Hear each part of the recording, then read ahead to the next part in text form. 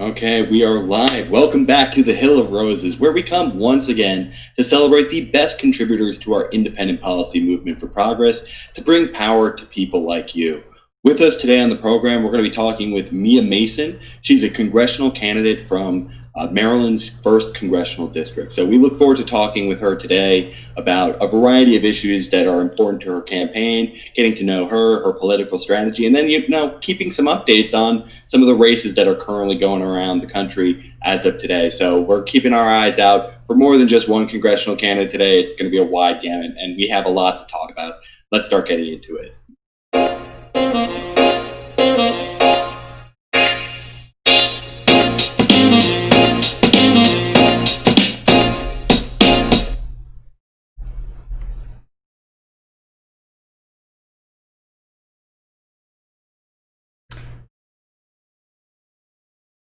I can't hear you.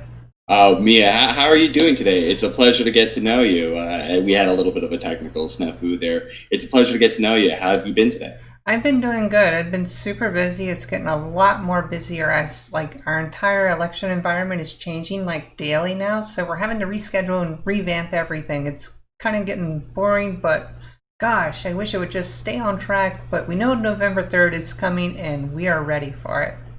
So I have to ask, can you key people in onto where you are in the race right now? We've had a lot of people going through the primaries. I think there's a lot of people out there looking at the primaries right now. But Maryland was in the past. You're in the general right now. Who are you going up against in the fall? I'm going up against, Mr. Republican Safe. He doesn't know what's coming for him. But, with voter turnout, we're hoping to take his seat.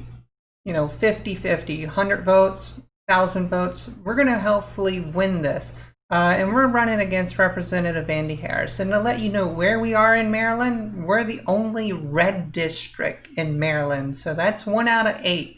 And our district is gerrymandered to make sure that Mr. Harris can stay in office. And it goes from Tawnytown to Elkton to Ocean City. And honestly, it's the size of 2 Delawares with about 3,000 miles of shoreline. Both on the Atlantic and the Chesapeake Bay. So we have a lot to protect, and he votes against it all. So I have to ask, running in this Republican area, when I looked at it, it's been kind of a seesaw type of district. It's been in Republican hands sometimes, Democratic hands another. It's been flipping a lot. What have you been trying to do to be able to flip it back to Democrat again? How have you been trying to reach out? Has it been turning out the base more? Or has it been trying to have some conversations with some of those conservative folks out there? And you're right. We're having the conversations with everyone to make sure that they show up. Mainly just because we want to make sure that they complete the census. It's been pushed back, pushed back, pushed back. And that's really what's going to change our district, to remap it, to make it all blue for Maryland. And if it stays red, it's just to make sure that we keep Representative Harris in office. But he has term limits that he believes in, so we're going to make sure that we run again to make sure Maryland does become all blue, and I'm happy to be a part of that. So I have to ask, what have been some of those key issues you've been talking about to try and win over some of those voters? Where have you been finding this consensus in your district? Because I think there are certain goals that have certainly been very progressive causes, but in this swing district, I'm really curious, what has been on the voters' minds? What have they been coming to you the most concerned about? Well, the biggest concerns that normally come about are our business owners with their employees and their health care. There is no business, there is no jobs. And secondly, because we have kids going back to school, we have a lot of other healthcare issues going on, and the pandemic, healthcare is the biggest option. We got to provide a better resource. We got the ACA. Let's build upon it. Let's give them Medicare for all. And then the last thing is our farmers out here. With the tariffs and with the slow economy, we need to help them, and that's the bottom line. We're trying to bail out the post office, and we need to make sure that we bail out the farmers. But we have Representative Harris who sees that it's in the same bill, and he votes against everyone. And that has to change. We're trying to help everyone from the lowest levels to the highest levels. So I'd love to focus on, as you said, kind of these really present moment issues, not like trying to think into the future. It's kind of these key issues that have Yeah. been on every voter's mind out there. This whole crisis of both healthcare and the economy mixed in, as well with some of the civil unrest from like the George Floyd incident around police handling of both, black and brown communities, as well as just their general violence. I'd love to talk to you about how you feel representation has done in this crisis. You think Congress has been doing a good job at handling these crises? What's your general sentiment about the state of affairs? Congress has done an excellent job. They've presented the bills called the CARES Act. They've presented the bill called the HEROES Act. And we passed them. We got them through. We lobbied for them. We made sure that our communities were taken care of, the ones in need. And then when we went to the Republicans' tables and we said, hey, what do you want? What do you need to make sure that this gets passed? They undercut us. They got greedy. They put other things in there to cut us out of our small business owners, our LLCs, our contractors that are out there that are now hurting, our farmers that are hurting. And then, of course, our healthcare workers, which aren't getting the additional pay that they should be getting. And now, when it comes to the HEROES Act, they're saying they have their own. And it's not even beneficial to anybody when it's just a defense bill. It's an attaboy to the defense bill. And it's not going to help us. It's not going to help our postal workers either. So, you have a general positive sentiment to it. I'd love to talk to you about, like, there's been this kind of balance that's been tried to struck for progressives about, like, obviously when you're in Washington, D.C., not everyone's going to be progressive out there. And there's going to be some bills that satisfy some of those more corporate wings of the Republican parties. How do you feel about the balance of giving, 4.5 trillion to these larger corporations compared to the 200 billion that went out to the people? Like, how would you have wanted to structure that first bill to try and help people's needs? What did you think was the first thing that we had to address to have saved potentially more lives, both economically and medically? Well, for the corporations, they should have been able to qualify for what they were doing for the PPP loans and, show what they were actually going to do with that money. For the small business owners, now what I just said is being told to them to prove what you're going to do with this money. And then what they did is they said, oh, we're going to cap it out. That needs to kind of get changed because, when we said we were going to make sure that you got 150,000 or 100,000 or 50,000, now it's just 10,000. And sometimes it's not even $1,000 to help our small business owners. And now that money's still sitting there and it can't be used unless, you got everything in order or you're a certain type of business, and that's not helping anyone. And that's why so many people have been laid off by text message, laid off by email, and then, either came to their business and found that it was boarded up and gone.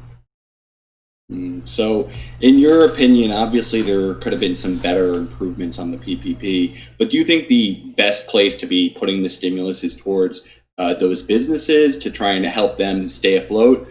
Do you support the idea of these direct stimulus checks that have been going out to people as well? I support what would both. you have prioritized?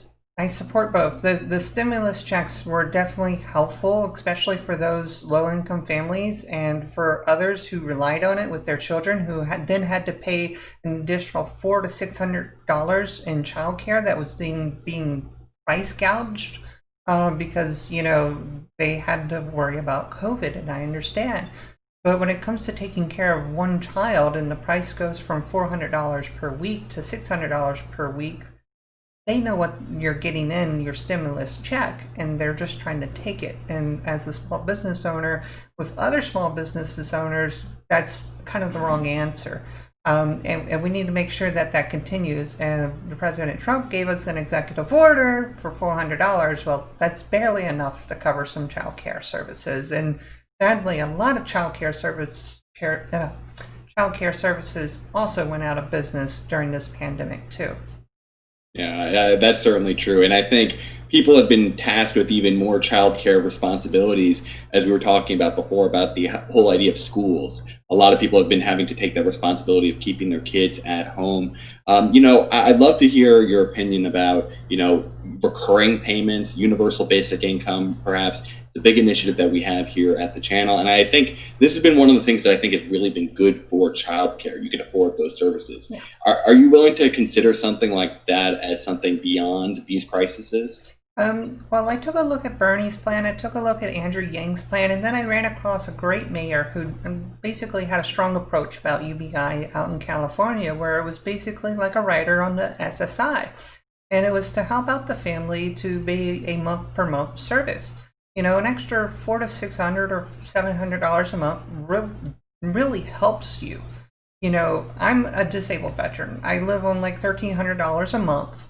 Okay, that's not a job. Okay, it's not a paycheck. It's not anything else. You know, I would like to make sure that, you know, Social Security income is no longer taxable, but, you know, I don't even want to see my income get taxed, because then it's horrible to see, you know, your money just disappear before you even get a check. And even an employee who is now going to be able to qualify for universal basic income, imagine making sure that every month you got $500 coming in to support you. Okay?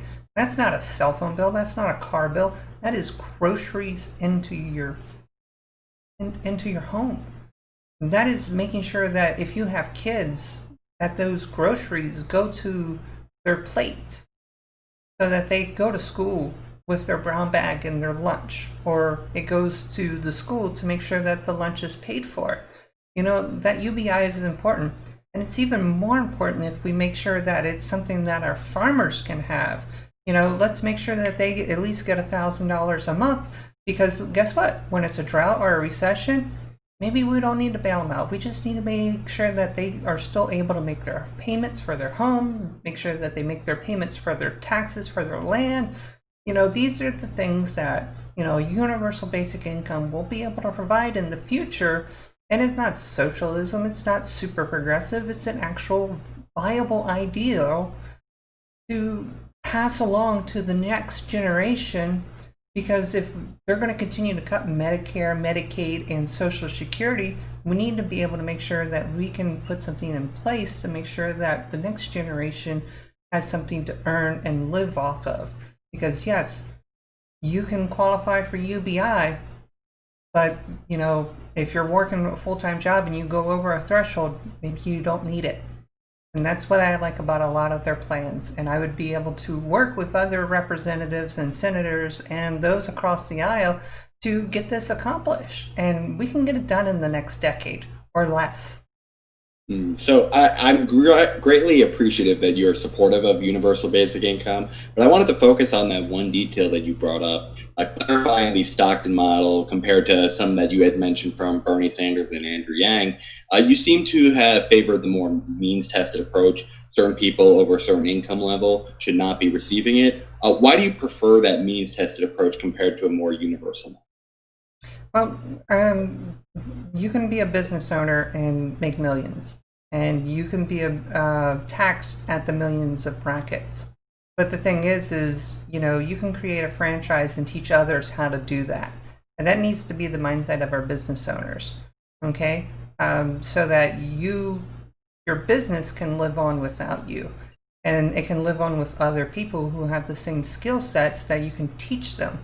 So getting them to basically have a job apprenticeship program to make sure that your business succeeds past your generation is something that we desperately need in America to bring our manufacturers back to America. And that's one sad thing. I do agree with the president about China and other things, but that's just because we need to make sure that we promote new technologies and smaller manufacturing processes here in America. Yeah, no, I mean, I wholeheartedly agree with you on those programs, but I wanted to go kind of focus in on that question of like the idea of the balance between a universality model where everyone gets the same benefit versus a means-tested model where you say this benefit is exclusively for people making between this range of income. Yeah. Do you have a reason why you prefer that more means-tested model as they have out in Stockton, California? Well, I grew up in the military. And I had to basically choose between work or joining the military. And it's just like a choice between either starting a business or having that income every time, you know. And just to bracket it off at a certain, like, you know, $500,000, $250,000 or $100,000 you make per year, you know, when it cuts off UBI, you know, It can always be different for a different area that you live on. I was in the military and we had what was called COLA. So if we think about UBI, we can just call it COLA, so that it helps us with, the inflation that we're still facing with now because our wages haven't caught up to that.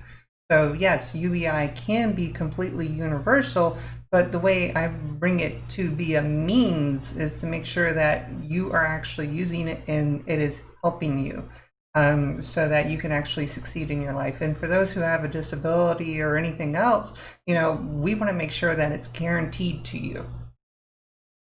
Okay, so I kind of understand where you're going with there. Yeah. So, I wanted to focus now on kind of the tactical side. There's been a lot of ideas that have been discussed today, but you know what? That's not all of politics. It's a lot about what's the strategy for how change happens. And so I'd love to hear, Mia, in your opinion, like, what is that leadership style that you've been striving for both on the campaign trail and what you hope to bring to Washington, D.C. to actually accomplish the agenda you're running on? Well, the biggest agenda and the biggest thing that has changed is listening to people's story. And part of that is making sure that it's brought to the House floor so that it is shared and heard. Normally we only have 2 to 5 minutes to be able to speak, but we should be able to make sure that it represents our communities of what they're going through and what they're facing with, besides making sure some award or memorial is done as well, but what we are struggling with at this day and age and how we are going to change it and what they suggest as their ideas to help us get there. Because you know what? Many more heads are better than just one. And this is why, as a representative, we get to have 500 to 700 to almost 1 million people saying, yes, this is the way we want it done. Get it done. Yeah, I certainly agree with you. It's good to bring the community with you.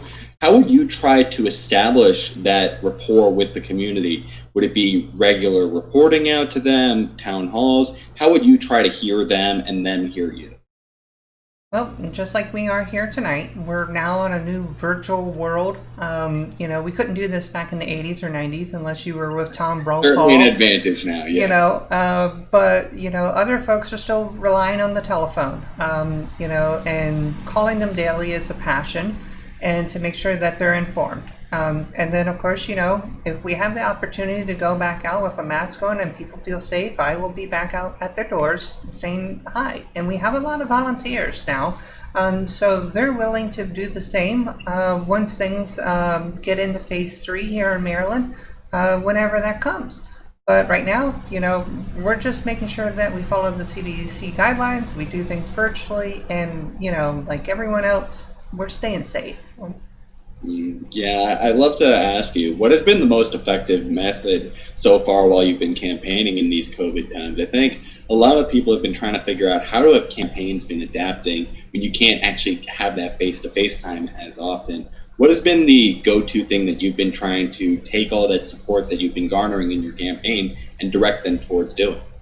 Oh, well, making sure that I find their passion, find out what they want to do. If they want to do texting, calling, emailing, doing the things that I can't do while I'm on the road, going to someone else's home to make them help me in my campaign, those are the things that, are done behind the scenes to help us succeed.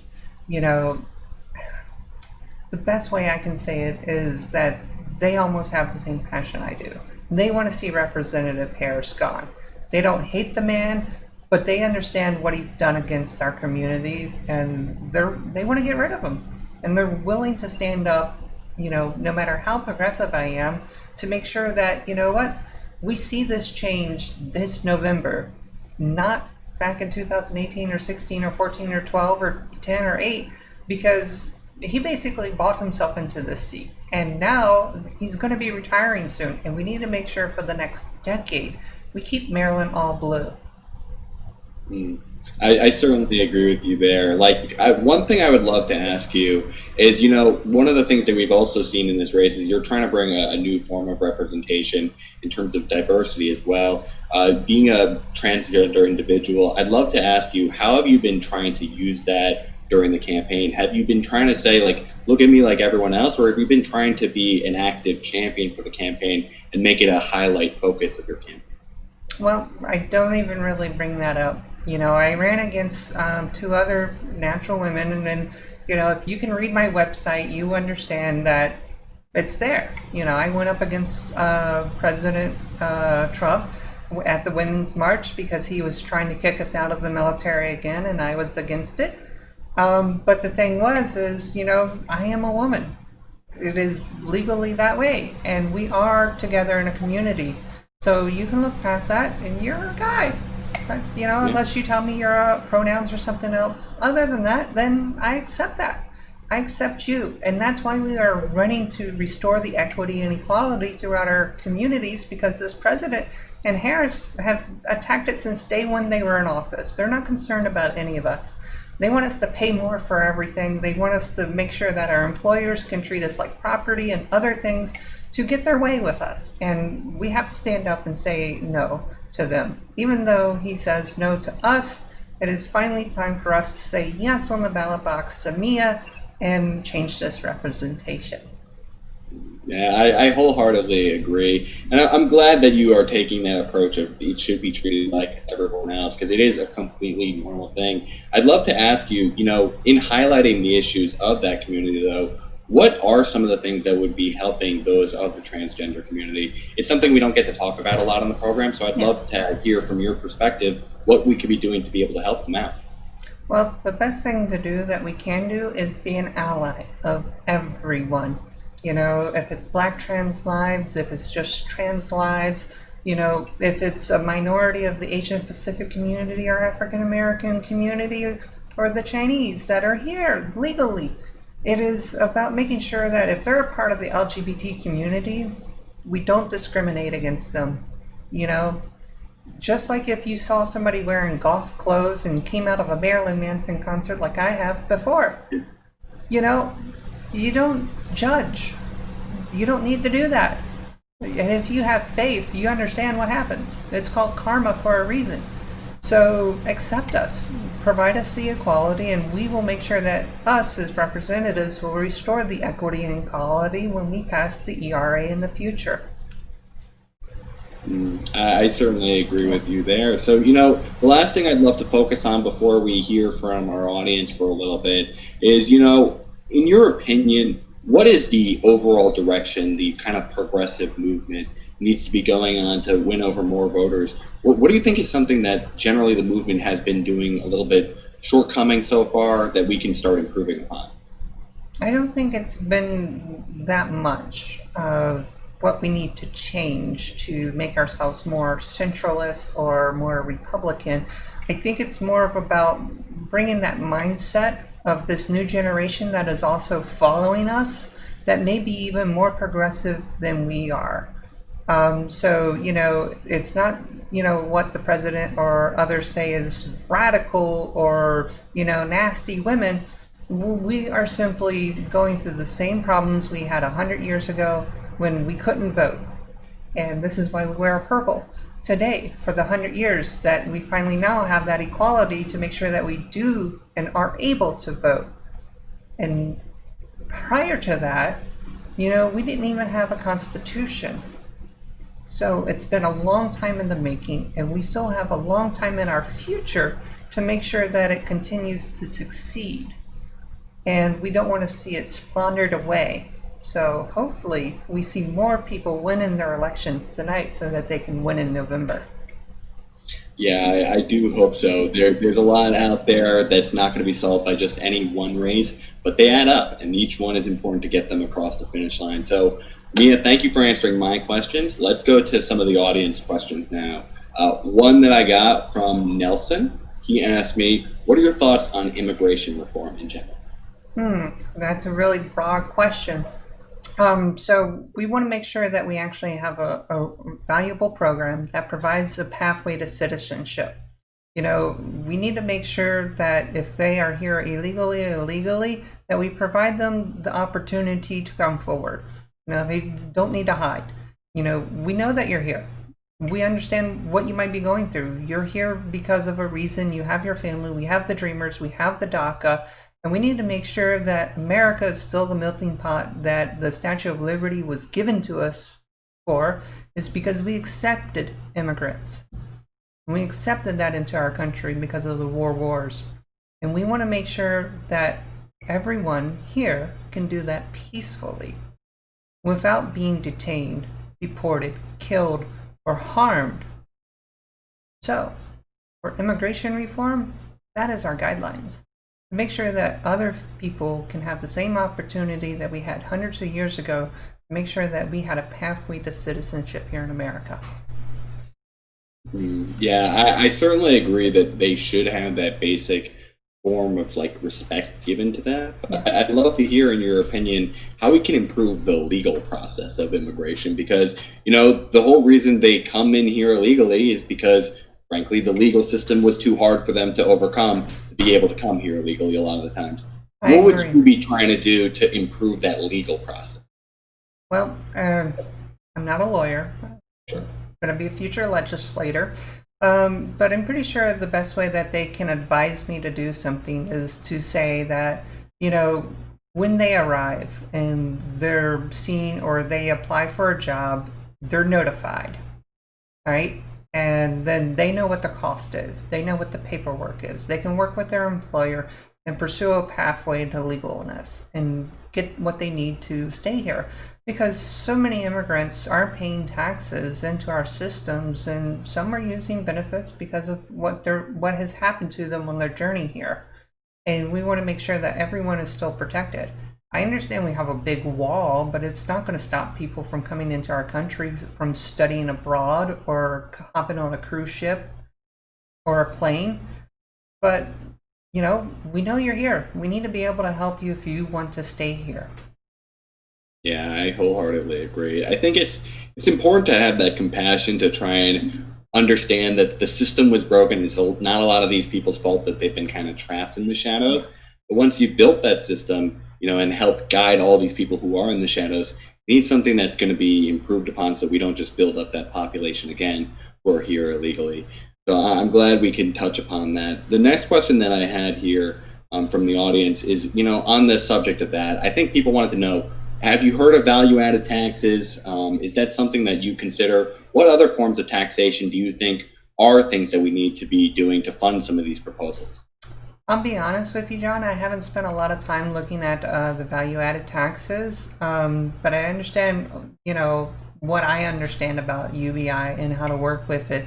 I do believe in legalization, like what has happened in Colorado and what has happened here in Maryland and DC, which has provided a lot of revenue, which can help, fund these programs and other government agencies. So hopefully that will also help our farmers as well. But yes, I thank you for giving me some homework to. So let me explain it very briefly. Yeah. So it's very similar to a sales tax. However, it applies at every point during the value stream. So, while a product is being developed into its final form, each intermediary step, the companies are paying a tax on that. And so, yes, it'll be finally transferred, the tax, like a sales tax, once it reaches the consumer. But for the products that they don't sell, we are now taxing those services as well. And so it can be applied across the board as a flat tax, or you could tailor it based on specific industries or products that you want to use on. Well, having worked in the manufacturing business and gone behind the scenes and seen what it takes to get stuff to come into the country via ship and then turn it into a product and then turn it in and talk to other vendors, we still pay taxes on everything, even at the manufacturer's level. So that definitely adds up and helps cities, helps states, helps small communities out in other rural districts outside of the state that normally logistically bring things into a city to manufacture something. So yes, I understand that, but I don't know about increasing or making sure that every little knickknack gets taxed. That's something to research. I think one of the appeals of this, something that's been embraced by like 167 nations, is that it's a consumption tax, basically, which it can be something that can be regressive, except for the fact that you can tailor the industry. So some basic essentials like groceries or maybe gasoline prices, you're not extra taxing on those things that working class and poor individuals are consuming more often. But you can hyper focus on things like potentially automation and robotics that are replacing jobs, or certain luxury goods. So that's kind of something I like. And if you have it where it's redistributing it back, I think it becomes a lot less regressive potentially in nature. Okay, I understand.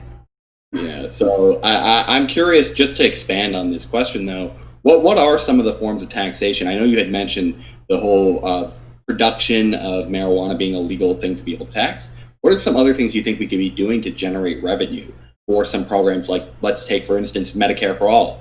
How do you think that would be best handled? Do you think it's through the payroll tax like Bernie proposed, or are there other ideas that you consider? I do like Bernie's proposal for the payroll tax because it also allows us to have what I like about the Medicare for All, and that's a fixed price per year. I would like to be able to make sure that we are able to include it for the entire family of all ages. And then, we don't have to worry about Part A, Part B, C, or D. We just, have the vision, have the dental. I currently have a version of that right now. It's called TRICARE for Life, or as our active duty service members do, it's called TRICARE Prime. And it really helps us. And President Trump, gosh, he was just trying to cut it just last week. And then he said he was going to protect it. But he did that with the mail too recently as well. Yes. A little bit of a trend he's building up here. But look, we need to make sure that it stays funded because the Republicans want to buy jets. They don't want to provide us health care. And I remember going to the Hill and trying to explain that about me and my transition and why I should be in the military and why I earned who I am and where I am and what I've been doing and why I should be able to retire. And this was part of my life-saving procedure to make sure that I am who I am. And it wasn't something that I just flipped on the switch one day and said, this is me. No, this was my whole life that I've been living like this, and I needed to make sure that I completed it.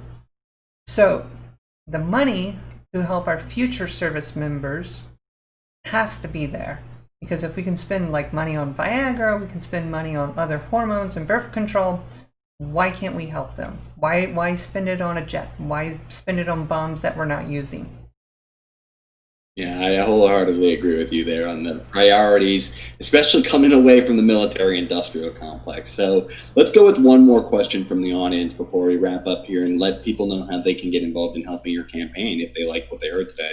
So this last question is from Want to See More. They want to understand what your general stance on gun control is in America. Oh, well, I'm proposing to you to make sure that we have a job opportunity, a business opportunity to everyone who owns a gun.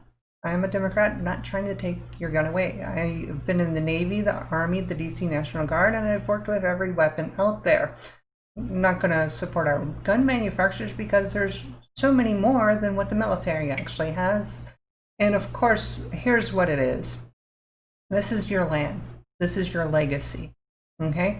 I understand that you have a weapon. I want to make sure that it is legal for you to have.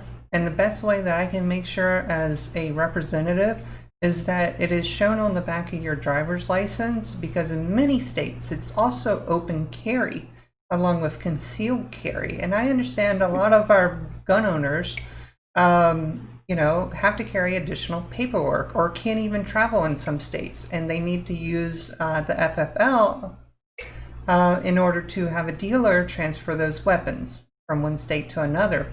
So we want to make sure that those are all descriptions provided on the driver's license at a cost, which also help our agencies understand exactly what is being handed down to your 9-year-old, your 6 years old, so that when they grow up, they're fully qualified and trained by someone who is a professional when they have their gun, and they continue it on to their next part of the family. So we're not trying to run away like Trump says and take your weapons away. We're trying to make sure that you use everything properly.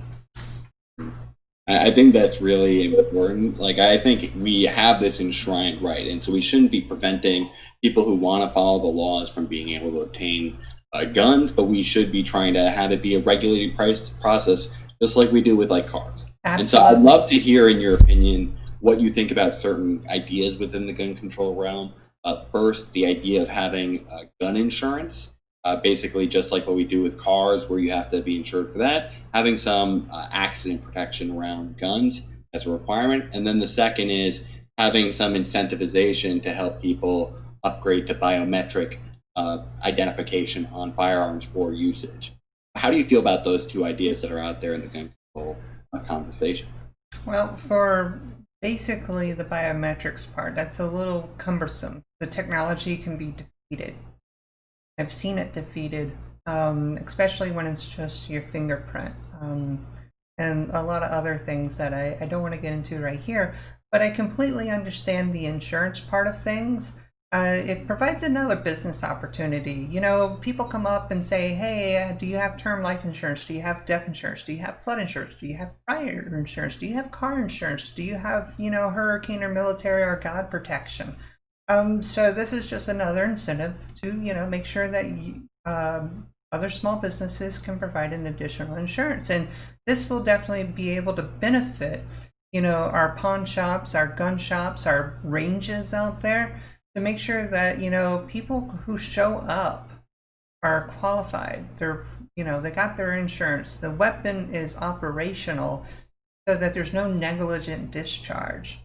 So that, when we go into the future and we advance our weapons and you still have a legacy musket or a pistol or other weapon, you're not going to harm yourself or others, including the properties of these business owners. I'm glad you support that idea. I do think I would like to see more advancement in the biometric idea, but you're right, with the current ones that are just a fingerprint, that can be a little bit easy to hack. And if it's wet and you need to be able to draw, I understand what home defense is and how to keep it safe from children as well. And we have to make sure that children just can't open it up because their fingerprints are too close to dad's or mom's. Yeah, exactly. And one of the things that I think is very kind of goes hand in hand with the idea of an insurance is, you have to insure each gun. We have like this excess stockpile. We're the only nation in the world that has more guns than citizens. And so when you have something like that and you have an insurance on it, maybe we have a, voluntary gun buyback. I don't think we want to take people's guns, but we sure would maybe want less in circulation, or that's how you get some into the black market supply, where it's just like, I have to get rid of some of this gun supply. So, I'm glad we can agree that we do need to just make sure that the process is safe. We know who is getting the guns, and that it's in a responsible manner, and that you're showing some form of proof that you know how to properly use. I think that's all we really want. Yeah. And for the weapons that aren't functional, you can take it back, and we're not trying to buy it back, but you know what to do with it. Properly recycle that weapon. I'm not trying to take your weapons away. I understand what you're going to do. I've gone to gun buybacks and magazine buybacks. Hey, I didn't need it. After Freddie Gray, I made a decision to turn in my weapon. I made a decision to turn in my magazines. I didn't need them. Yeah, no, I wholeheartedly hear you there. Hopefully people will take that responsibility, because I do think it would help if we had some less in circulation. And the person who asked us want to see more, they were very thankful for your answer here on the guns. With that being said, for the more people that are out there enjoying what you've had to say today, Mia, how can they be able to help you out? We have your website scrolling across the bottom of the page. How are you looking for people to be able to help you out today? Oh, amazing. So definitely we have a volunteer link that you can sign up at, or you can come to our Facebook page by clicking on events and coming to our events. We have an event this weekend with some wonderful stars. I'm not going to try to say their names here because there's a long list of them. But basically, come to Mia D. Mason, make a donation, help us out, help us send out the mail. Let's get you representative and share the message. That's the story. That's my job, to share your message in the House floor. So let's get that done. And thank you, John, for having me here. You're very welcome, Mia. It was a pleasure getting to know you, and I do hope everyone will visit your website at miadmason.us, as we have that across the bottom of the page. Please come back later in the fall. Let's see how you're doing later when you're in the thick of things come November, come this very contested race. This is a flippable district. As I said beforehand, this has a history of going back and forth, and I think, Mia, maybe you can help that pendulum come back to the left a little bit further. Oh, absolutely right. And maybe after Labor Day, I'll be in my car and you'll see my actual office. Oh, yes, that would be a lovely treat. Getting a little bit more normalcy. We all hope that for everyone out there. So Mia, thank you so much for coming here again. We hope you have a great rest of your night. Thank you, everybody. Thank you. Okay, everyone, that was Mia Mason. We're really thankful for her for coming on today to be able to talk about her campaign for Maryland's 1st District. We do hope you will check out her website at miadmason.us to be able to check out, seeing if you want to volunteer or be able to contribute. And we are also keeping that eye out for all the Florida races out there. You know, we at the Hill of Roses made several of an endorsement in the Florida races, looking at Adam Christensen, Richard Thripp, as well as Jen Perelman, all people who we've also had here on the program. We're wishing them the best of luck. So far, it looks like Jen's going to fall a little bit short, but still a very impressive performance against Debbie Wasserman Schultz for the huge establishment presence that she has. And Richard Thripp, as well as Adam Christensen, are looking pretty close. They're on the edge, so we're going to have to keep tuning in. So keep an eye out there. We're wishing them the best of luck. Everyone, let's finish up with a little bit of a programming wrap-up. Please make sure you share these videos out there, subscribe, like, to make sure that people see these candidates that we have on, as well as we can grow the network we have here at the Hill of Roses. Furthermore, upcoming programming that we got on the program is we're going to be talking with Jana Ludwig. She's a U.S. Senate candidate from Wyoming tomorrow at 9 p.m. Eastern Time. Then on Thursday, we're going to be talking with Meg Gorman out Tennessee's 3rd congressional district. So we'll be talking to her about her general election campaign. And then Friday, we're going to be off. So tune in, 9 p.m. Eastern Time always. Thank you all for tuning in today for this conversation with Mia Mason. And we hope you guys are staying safe out there. We hope you guys are, getting a little bit of that social vibe. Please go call someone. I know that's going to make a big benefit. It's nice to have more than just online conversations out there. So call up an old friend. It'll really boost your spirits. It did mine today. And I love you guys for tuning in. And as always, I hope you guys stay rosy out there.